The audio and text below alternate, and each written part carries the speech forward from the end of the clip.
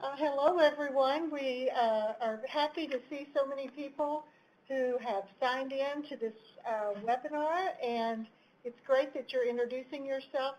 Please feel free to go ahead and do that as we progress through the introduction that we're going to do first this morning. So this bridge event is co-hosted by the Regional Education Laboratory Southwest and the Regional Education Laboratory Southeast. And just so that you will have a little bit of information about the Regional Educational Laboratory Program, we thought we'd just take a minute to acquaint you in case you're not familiar with the program itself. As you can see on this slide, there are 10 regional educational laboratories, and the REL Southeast goes from Mississippi to North Carolina and down to Florida, and the REL Southwest serves the states of Texas and those surrounding Texas. So we have quite a number of states that we work with, and if your state is not in our region, you can look here and see which regional education laboratory serves you in your region. So we wanted to share that with you because we are here to work with you all. The goals of the Regional Education Laboratory is, as many federally funded programs, is to improve academic outcomes for students. And we bring together research, policy, and practice. And just like this event is called a bridge event, we are working to bridge research to practice and to policymakers. We have several strategies that we use to accomplish our goals. First of all, we work with states and school districts to help them use research and data to answer questions that are important to them about policy and practice. The RELs under this contract with the IES, with the Department of Education, is focused on relevance and investigating questions that are of importance to practitioners rather than being principal investigator driven. So to do that, we partner with school districts, state departments of education, policymakers, university faculty, and we call those partnerships research alliances, and we'll share with you a little bit more about those in just a minute. So through those research alliances, we do the work, the research that we do, we work with them to support answers to questions that they have. In addition to that, we also provide technical assistance related to data collection, data analysis, and interpretation of data and evidence. We have a service called Ask a REL. There's a link on every REL website so that if you have questions that you would like to pose to find out where you could get evidence around that question, you can pose those, and we'll show you a little bit more about that later on in the bridge event.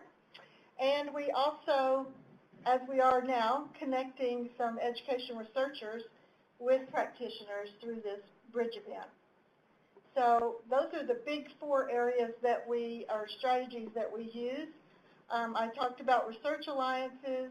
These are the research alliances for the Regional Educational Laboratory Southwest.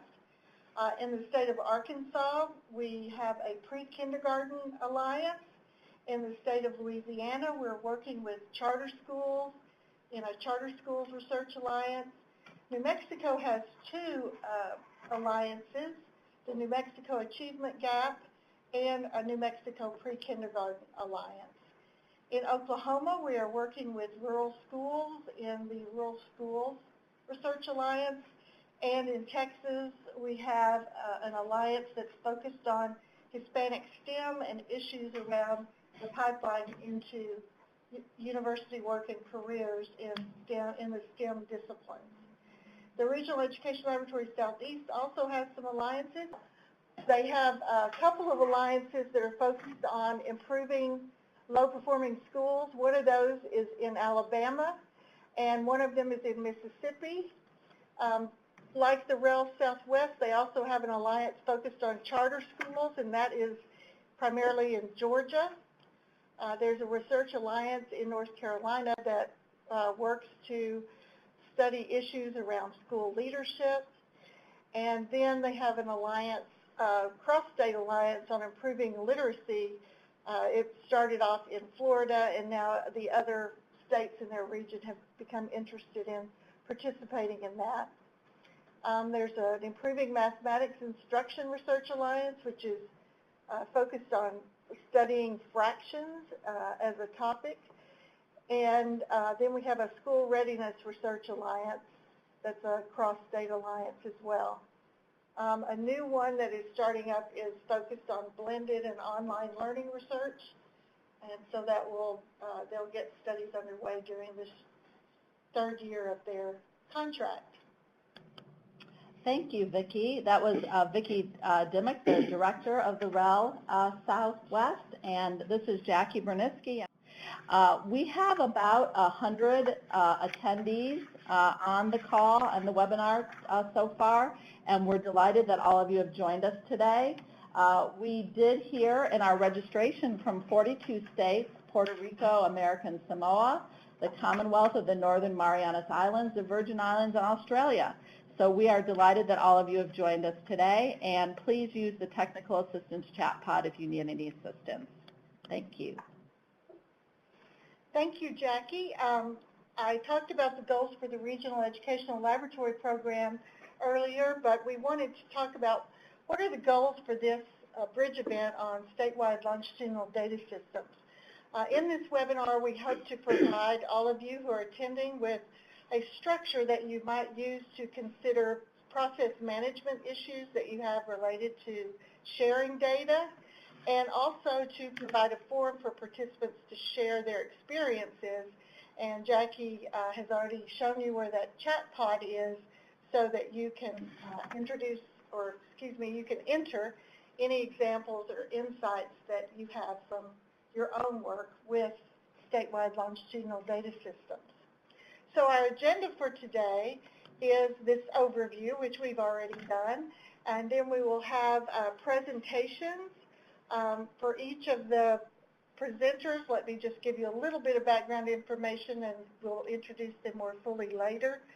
Dr. Nancy Smith is going to discuss some useful resources that you could access and use while you are considering data sharing and data use, both in terms of the different types of users, and analysts. And she will also be our facilitator for our question and answer session.